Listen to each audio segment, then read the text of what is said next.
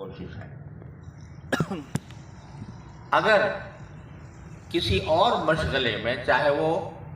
کسی تجارتی ادارے میں دینی رہنمائی ہی کیوں نہ ہو، اگر اس کی وجہ سے ہم اپنے مرکز سے ہٹ جائیں تو یہ بڑے گھاٹے کا سودا ہے، نفع کا سودا نہیں. اور چونکہ جن اداروں کے اندر ہمارے ساتھی کام کرتے ہیں تو اس میں دنیاوی ترغیبات بہت ہیں، دنیاوی کشش بھی اس میں موجود ہے. تو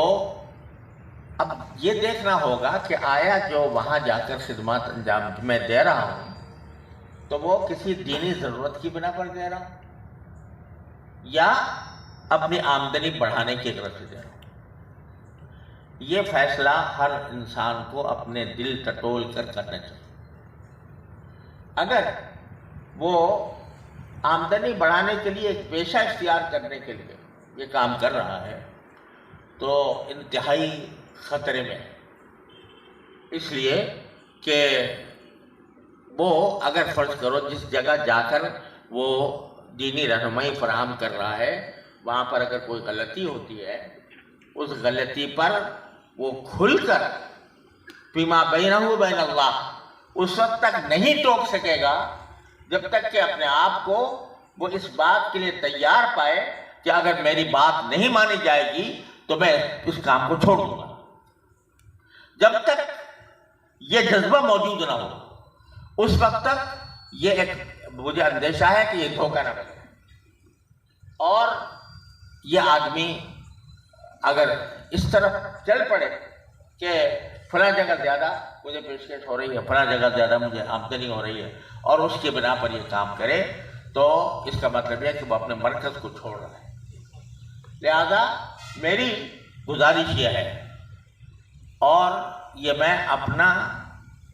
ذاتی تجربہ بھی آپ کو بتاتا ہوں کہ میں نے بہت سے مالیاتی اداروں میں کام کیا ہے، بہت خاک چھانی ہے مختلف مالیاتی اداروں کی. لیکن ایک بات الحمدللہ صرف مالیاتی اداروں کی نہیں، میں جب اسلامی ادارتی کونسل کا ممبر تھا اس وقت بھی، جب میں شریعت کورٹ کا یا سپریم کورٹ کا جج تھا اس وقت بھی، ایک بات الحمدللہ میں نے کبھی نہیں چھوڑی اور وہ یہ کہ جو آمدنی وہاں سے آ رہی ہے اس کو میں نے اپنے نظام زندگی کا حصہ نہیں بنایا. یعنی اپنے گھر کا خرچہ میں نے کبھی اسے نہیں کیا. گھر کا خرچہ میرا صرف یا تو دارالعلوم کی تنخواہ سے اور چاہے یا ہمارے جو کتب خانے سے کوئی آمدنی آتی ہے. وہ پہلے اس زمانے میں جب میں اسلامی ادارتی کونسل کا ممبر تھا تو اس وقت تقریباً کالعدم تھی آمدنی، نہ ہونے کے برابر، صرف دارالعلوم کی طرف. لیکن اسلامی ادارتی کونسل سے جو مجھے پیسے ملتے تھے میں نے اسلام آباد میں اس کا اکاؤنٹ کھولا ہوا تھا، کراچی میں سے اس کا کوئی تعلق نہیں تھا اور وہ زیادہ تر خرچ ہو جاتے تھے اسی وہاں کے صبروں کے اخراجات. اور وجہ یہ تھی کہ اگر مجھے کسی وقت اسلامی ادارتی کونسل سے استعفیٰ دینا پڑا یا مجھے اپنے کسی اصول پر قائم رہنے کی وجہ سے فیڈرل شریعت کورٹ یا سپریم کورٹ سے استعفیٰ دینا پڑا تو میرے دل میں یہ خیال نہ آئے کہ میرا گھر کا خرچ کیسے چلے. اس لیے میں نے کبھی ایک روپیہ کبھی اپنے نظام زندگی میں داخل نہیں کیا. جتنے بینکوں سے میرا واسطہ رہا وہاں میں جب شروع میں بینکوں سے میں جب وابستہ ہوا تو میرے حاشیے خیال میں بھی یہ بات نہیں تھی کہ یہاں سے کچھ آمدنی ہو. ذہن میں تڑپ تھی کہ کسی طرح سود کی لعنت سے ہمیں نجات مل جائے، اس کے لیے میرے حاشیے خیال میں یہ بات نہیں تھی کہ یہاں سے ملے گا کچھ. لیکن جب ملا تو میں نے دو کاموں کا اہتمام کیا. ایک یہ کہ میں نے کبھی کسی سے معاہدہ نہیں کیا کہ اتنے پیسے دو گے کام کروں گا، نہیں اس سے کم کرو گے تو نہیں دوں گا.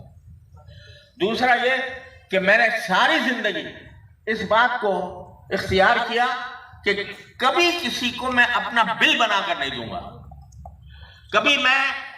جو ماہانہ مجھے آج تک بھی اگر کوئی مجھ سے پوچھے کہ کس بینک سے ماہانہ کیا ملتا تھا یہ سالانہ کیا ملتا تھا میں اللہ کو گواہ بنا کرتا ہوں، مجھے معلوم نہیں، مجھے نہیں معلوم کہاں سے کیا ملتا تھا، اور اس زمانے بھی نہیں معلوم تھا جب میں وہاں کام کرتا تھا،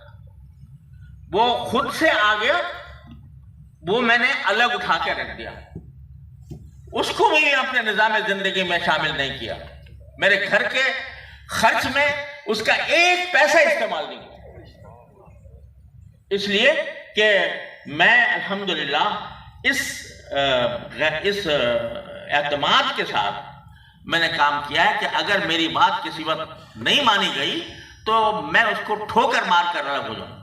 اور ہو گیا بہت سے مواقع پر جہاں پر میں نے دیکھا کہ یہاں میں اس کے اوپر بھروسہ نہیں کر سکتا، میں نے بلا تعمل وہاں سے اس ادارے کو چھوڑ دیا، اور کبھی میں نے کوئی بل نہیں دیا کہ بھئی میرا اتنا بل بنتا ہے، یہ حالانکہ وہاں عام رواج یہ ہے کہ ملتا تھا، لوگ بناتے تھے، انوائس بناتے تھے، انوائس بھیجتے تھے، میں نے نہیں کیا۔ کہیں سفر میں جانا ہوا تو کبھی میں نے ٹی اے ڈی اے نہیں لیا، ٹریول الاؤنس یا ڈیلی الاؤنس، کہ بھئی وہ پیسے دے دو، تم خود جا کر اپنا ہوٹل تلاش کر لو اور خود ٹیکسی کر کے چلے جاؤ، اتنا تمہیں روزانہ دیا جائے گا، اتنا تمہیں جو ہے ٹریول الاؤنس دیا جائے گا۔ میں نے ہر جگہ یہ کہا کہ جس کو میری خدمات کی ضرورت ہے وہ خود ایئرپورٹ پر آئے،